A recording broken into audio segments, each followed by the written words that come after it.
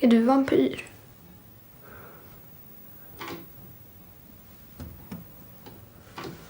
Jag lever på blod.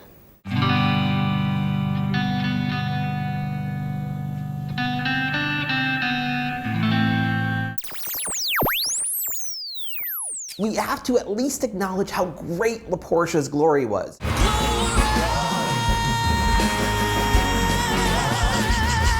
That heifer, listen, she came out with a crown on her head.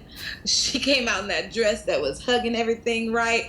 I mean, she just owned it. Listen, can we just acknowledge that that chick can pick out some songs for herself? This is why I'm on her side all the way through on all three songs, because she knows she always picks the right songs for her voice. Many of your performances I would put into the critique-proof category. This was one of them. That might have been the last correct thing Harry has said Bless or his will heart. say. You don't even know what's happening on the dang show. I love when you say bless his heart. There's really nothing I can say. Jerk off. Even Hello, which I don't really want people to sing that song. Why did they pick that for her? I don't know. Even their explanation for it was like, I call BS. We wanted to throw a challenge your way and give you a song that was so immensely popular that you'd be forced into a corner. We wanted to give her a song that she was almost certain to fail on. Yeah. Thanks. One that would push your range outside of your comfort zone. And I'm like, yeah, that's a great time to do that. She brought some great vibrato into the verse, I thought. And I thought she made some interesting little tweaks to the melody that took it to an even more melancholy place, which I liked. It made it personal. She killed it. She just killed the night for me.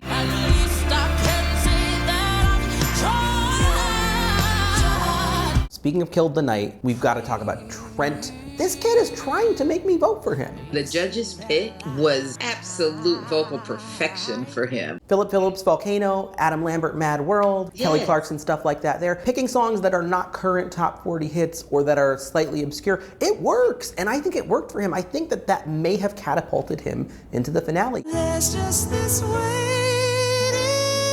game, and I don't know how to. His voice can do anything that he thinks of, and it's a joy to watch and a joy to listen to. I absolutely love him.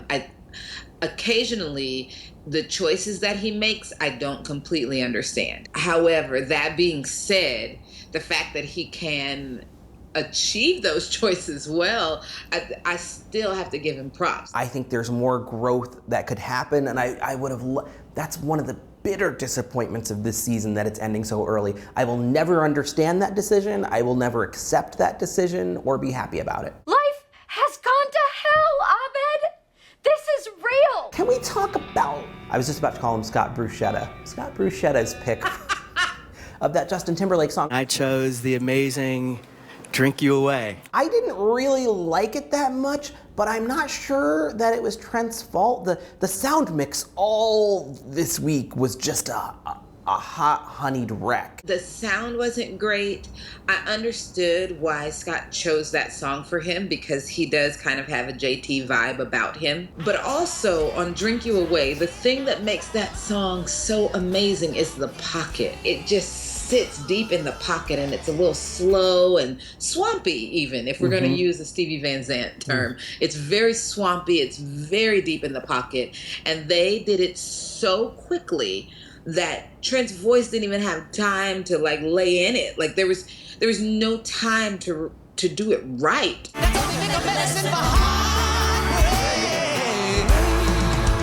I didn't get the whole like, let's push him into the country lane. Cry Me a River would have been a much better choice. Drink You Away is not country. Have you heard the original? Yeah, I know. It's now gotten that whole like countrification vibe because it did, but the original song, I feel like Scott is thinking about a country future for Trent. I can't help it. like a soul country. I would love him to maybe be the American Sam Smith with better songs. I think I'm auditioning for Wall of Shade and I don't even know it. That's what my whole life is leading to. That should be my goal. That's what's happening now. That's a big dream right there. You'd have to hold my hand during parts of it just to like help keep me centered and not go off the deep end. Oh no, we want you off the deep end on that show. I'm just gonna let it all happen.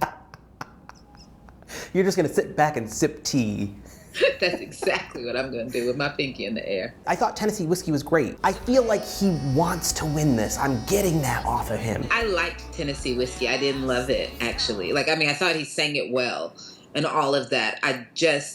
There's something about the Chris Stapleton grit in that song that I just miss every time someone with a smooth voice covers it. And it's not their fault.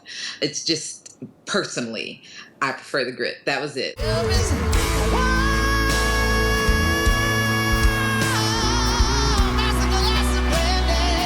We kind of agreed last week that Dalton should be fourth. He didn't finish fourth. Mackenzie finished fourth. I think we knew also that was going to happen. We did. And Mackenzie choosing Hallelujah, it was like, oh, that one again. I know you got upset with him, but it was gorgeous to me. It was really pretty. Hallelujah. Oh, yeah. 78 copies coming off the Xerox, and it's still, the Jason Castro version is the one that, it's like, lift the lid, show us the original. Hallelujah. Even though he's not the original, I like blasphemy all over the place. But in the Idol verse, that's the original.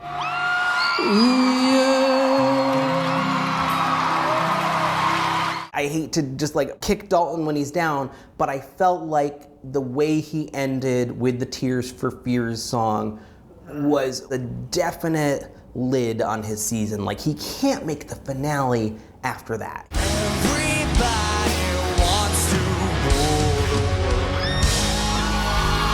From that head bop at the beginning that was so calculated to the actual vocal just going haywire almost from the jump, that can't be your launching pad into the finale. It just can't be. That was then. This is mine now. He was thinking vocal prowess on this song when he probably needed to think energy, scream it and just go at it, because when he lowered it, he lost the energy of it. He has to know where his strengths are and really head towards those. I feel like he doesn't yet know where he's strongest, and so he's basically just throwing everything at the wall and hoping something sticks, as opposed to finding what he's great at and sticking in that lane. We're not cooking pasta. Stop throwing things against the wall. I will say, Scott's pick, Nobody better than the boss. Bruce Springsteen, Dancing in the Dark. I was initially bracing for horror because I really love that song. I'm not sure I'm ready to hear it Blink 182'd, emo,